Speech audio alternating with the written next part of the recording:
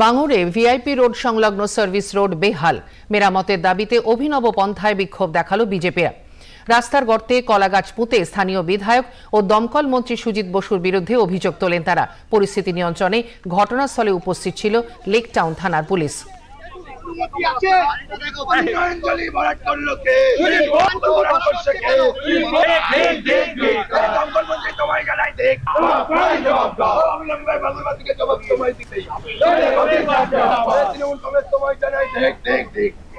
বছর ধরে এখানকার বিধায়ক তথা মন্ত্রী সুজিত বোস এখানকার বিধায়ক।